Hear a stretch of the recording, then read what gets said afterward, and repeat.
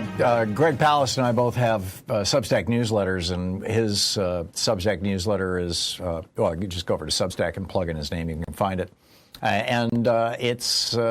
He had a fascinating post about his mother a day or three ago that I thought was just an amazing story. I had no idea. Greg, welcome back to the program. It's always so nice to have you with us. Tell us about your mom. My mother, he said, we need the male warrior spirit. We want to meet warrior spirit, meet my mom.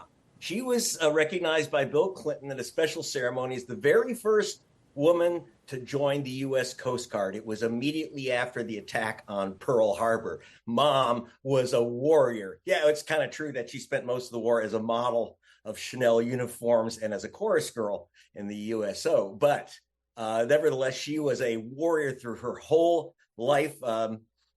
She was the typical 60s mom with the 50s mom, with the plastic around all the furniture, and worked in the school cafeteria in the hairnet.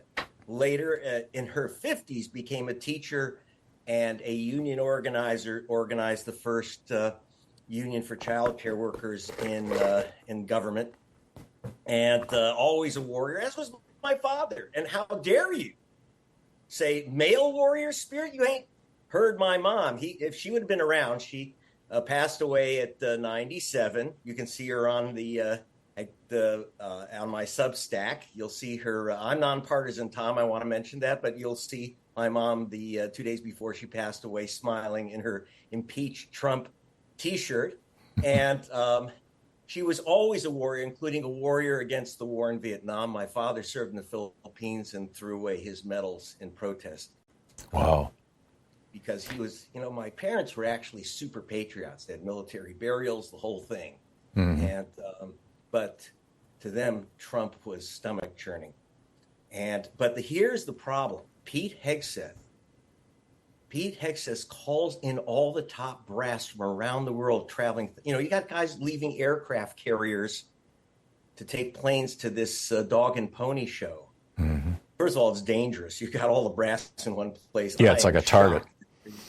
It was ridiculous. You never do that. And what for? So he can prance around the stage telling generals, it's a bad look to be, I don't want to see fat generals and admirals in the Pentagon. It's a bad look. Well, have you looked at your commander in chief? The guy in the red tie next to you. Ask him to do a couple push-ups, huh? Ask him if he can meet the female standard for the military. And then, of course, he went after beardos, like J.D. Vance, the next commander. He thinks will be his next commander in chief. But that's the least of it. He took these generals home to make a point that would have scared my parents, who were civil libertarians to the core and patriots. And which is that he says the war is in our inner cities. They're getting the point. The war isn't against Putin or Xi, because after all, Putin's still glowing from his Lewinsky that he got in Alaska. Xi's talking about, boasting about his prep for invading Taiwan. So they don't consider him a three-toed. They don't consider him a paper tiger. They consider Trump a paper three-toed sloth. And we are being laughed at by our enemies. This is serious stuff. Yeah. And even worse, you're telling generals that the real war is here against what he called, quote, this is a quote, the enemy within. Americans aren't the enemy, but that's what they were announcing to these guys. Your battle will be here in America. They are saying, basically, what are they really saying? They're saying, get ready for the Civil War. Yeah. Better be on our side, or, and Trump didn't get his applause when he walked in that he expects. And so he started begging for it. Begging for applause. Instead, he got laughter, nervous laughter. I mean, after all, it's a command from their commander in chief. Yeah. But why were they sent there? To say shave and do some push-ups? It was to tell these generals, your next war is in these borders. Yeah. That's what's dangerous. Now, Greg, yeah, I absolutely agree. I think, and they were being lectured by, a drunk, National Guard guy. He's drunk texting. You got a secretary of war, big right. Macho man who's drunk texting his wife with secret plans for invasions. Yeah. That's what can happen. So he talked about fat. He talked about beards. He didn't talk about the bottle, did he? No, he didn't. No, Surprise. So this is dangerous. Really, I know that my mother and father would have been. They were horrified by the first by Trump won. This would be scarier. Yeah, I'm with you. Now, you know David Corton, right? The guy who wrote When Corporations Rule the World. Mm-hmm. Yes, the big bestseller from about 15 years ago. David has a little newsletter, and it's not. I shouldn't say little. He's got a very good newsletter, and he and his wife Fran are just extraordinary people. She started Yes Magazine, and I mean they've been activists their whole lives. Used to work all around the world on behalf of the U.S. government, the World Bank. He knows what's going on. And he offered a really insightful take on this that I hope and pray he's right. Basically, what he was arguing was, and this was a couple days ago in his newsletter, was that before this meeting, these generals were all scattered all over the world. They talked to each other occasionally, but when they did, it was on secure comms, and they never talked about things like politics or what the hell is going on with Hegseth and Trump and that kind. They just couldn't have those kinds of conversations, And by bringing them all together in one, and so if they were to receive an illegal order, most of them had no idea whether their peers would resist it too. I mean, it was like they were it was divide and conquer. They were scattered. They were divided. By bringing them all together in one room and showing them the pure, naked insanity of these two men, Trump, rambling about, the enemy within, and Hegseth going on like he's a dry drunk. Now it's far less likely, according to David Corton, that when the illegal order to turn your troops with live ammunition and automatic weapons on the people of the United States, when that illegal order comes down, it's far less likely it'll get followed.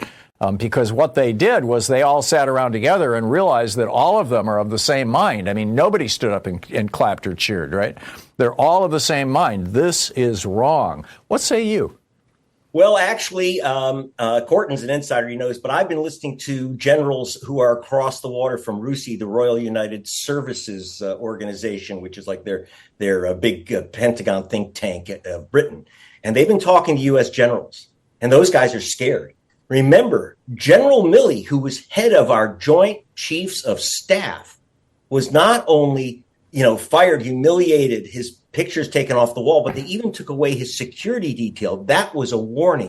And why? Because he was contacting other generals, the Defense Department at the time, when you had a half-sane chief of staff in Trump won, and they kept talking about landing the plane safely, making sure that Trump doesn't start a nuclear war to stay in power. Mm-hmm. That's why he was removed, trying to save literally our country from being incinerated because a megalomaniac was not ready to leave office.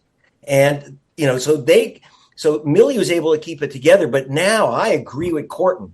According, again, from the RUSI people who are inside on this, the generals are not going to go along with a whack order. They are not going to attack the United States. And, suddenly the military and the FBI are our friends, which is, we never used to think of that 50 years ago. No. But now we have to understand that this is literally what you're staring at. Those guys staring at these nutcases in disbelief.